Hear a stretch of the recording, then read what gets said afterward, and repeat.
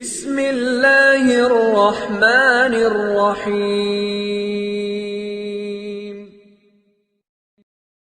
بسم اللہ الرحمن الرحیم وبہ نستعین۔ نسیم صبح کا پیغام لے کر حاضر خدمت ہیں۔ اللہ رب العزت اپنے بندوں کی ساری دعائیں قبول فرماتے ہیں۔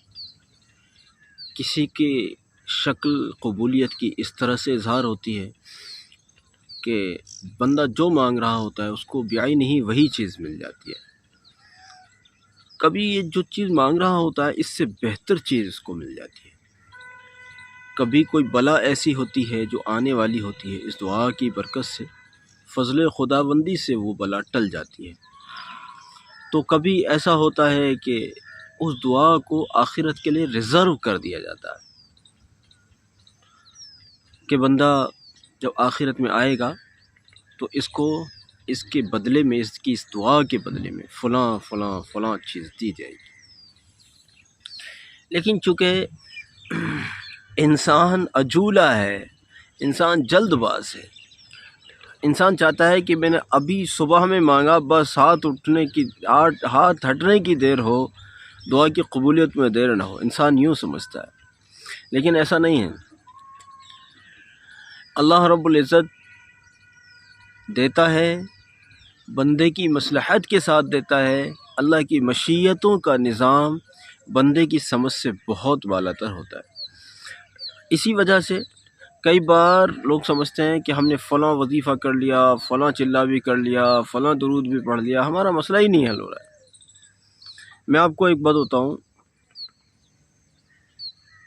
2002-03 سے ہمارا جو درود شریف کا باقاعدہ سفر شروع ہوا، الحمدللہ درود شریف اس سے پہلے بھی ہوتا تھا، لیکن باقاعدہ سفر جو جب سے شروع ہوا، جب سے لے کر اب تک عام طور پر اللہ کے فضل سے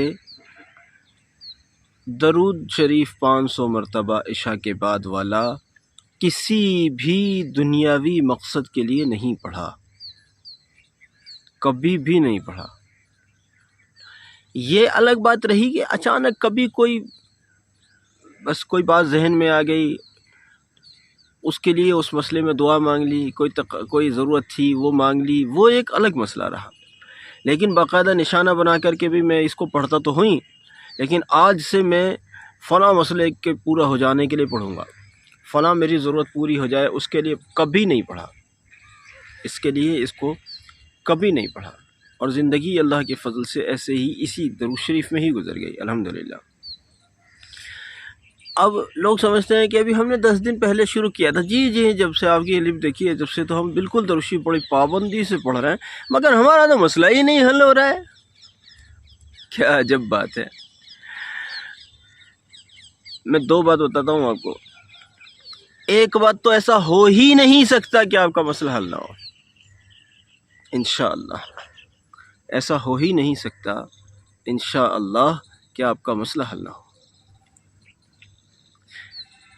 ایسا ضرور ہو سکتا ہے کہ جس قدر خشوع و خضوع کے ساتھ، جن اہتمام کے ساتھ اس کو پڑھنا چاہیے تھا، ان اہتمام سے آپ آری ہوں، ان اہتمام کو آپ نہ کر پا رہے ہوں، ایسا تو ہو سکتا ہے۔ لیکن اگر آپ نے اسی عاشقانہ شان کے ساتھ درود شریف کو اہتمام یقین کے ساتھ پڑھا ہے اور پھر آپ کا مسئلہ حل نہیں ہو رہا، ایسا نہیں ہو سکتا انشاءاللہ، ایسا نہیں ہو سکتا۔ اور ایک چیز اور ہوتی ہے،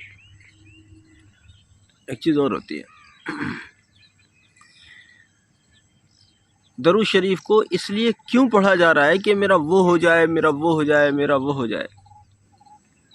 درود شریف کو اس لیے پڑھیے کہ اللہ خوش ہو جائے، رسول صلی اللہ علیہ وسلم خوش ہو جائیں، اس کے طفیل پھر ہمارا یہ مسئلہ حل ہو جائے، اس کے طفیل یہ مسئلہ حل ہو جائے۔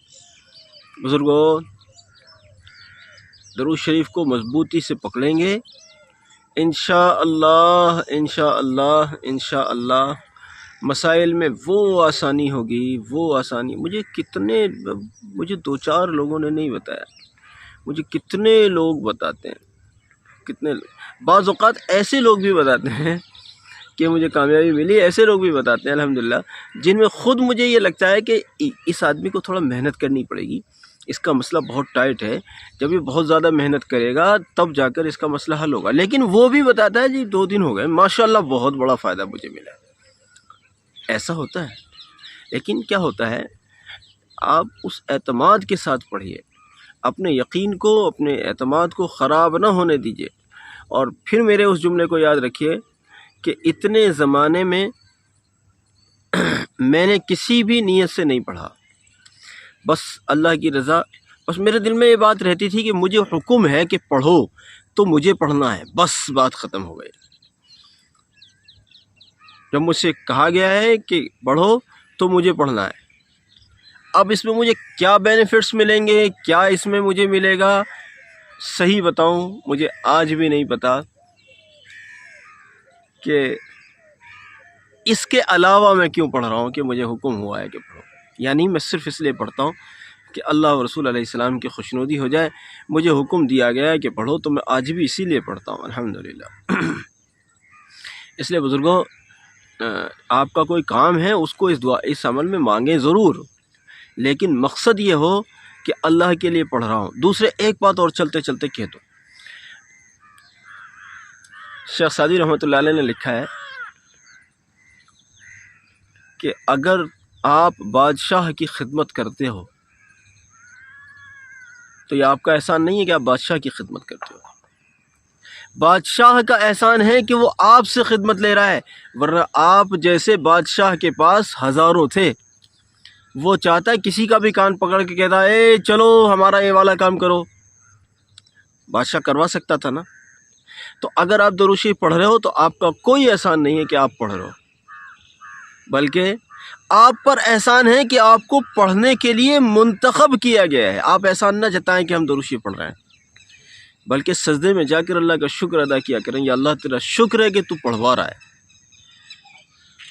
میری بات سمجھ بھائی، اللہ کا شکر ادا کیا کریں، اللہ تیرا احسان ہے۔ جس وقت میں ساری دنیا، میں دیکھتا ہوں اسی گراؤنڈ میں کتنے لوگ وقت گزاری کر رہے ہوتے ہیں، کوئی فون پہ بات کر رہا ہے، کوئی اپنے اپنے اسٹائل کی دنیا دارانہ بات کر رہا ہے، اور اسی گراؤنڈ میں بیٹھ کر کوئی اللہ کا ذکر کر رہا ہے، کوئی استغفار پڑھ رہا ہے، کوئی درود شریف پڑھ رہا ہے، کسی کے ہاتھ میں تسبیح ہے، کسی کی زبان متحرک ہے، دونوں میں کوئی فرق نظر آتا ہے؟ اس کی زبان متحرک ہے دنیا داری کے لیے، اس کی زبان متحرک ہے اللہ اور اس کے رسول صلی اللہ علیہ وسلم کے لیے۔ یاد رکھیے، اگر یہ پڑھ رہا ہے نا تو اللہ اس سے پڑھوا رہا ہے، تبھی یہ پڑھ پا رہا ہے، ورنہ ایک لفظ نہیں کہہ سکتا۔ تو میرے بزرگوں، اگر آپ پڑھ رہے ہو تو اللہ کا شکر بھی ادا کرو، اللہ آپ کا احسان ہے، آپ پڑھوا رہے ہیں۔ ہمارا کوئی، سچ کہتا ہوں، ہمارا کیا کمال میاں، ہمارا کیا کمال۔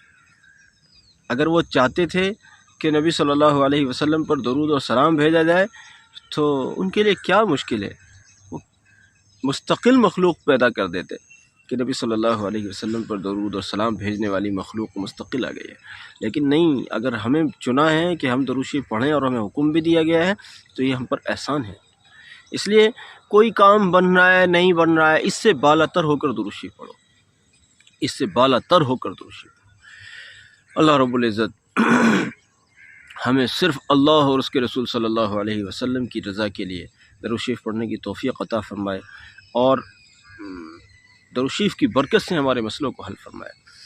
مقصد ہو اللہ و رسول علیہ السلام کی خوشنودی، اور اسی کے طفیل پھر اپنی جو بھی حاجتیں آپ کو مانگنی ہیں وہ سب مانگ لیجیے، اسی کے طفیل انشاءاللہ مل جائے گا۔ جزاک اللہ۔ اس پیغام کو سب تک پہنچانا آپ کی ذمہ داری ہے۔ السلام علیکم ورحمۃ اللہ وبرکاتہ۔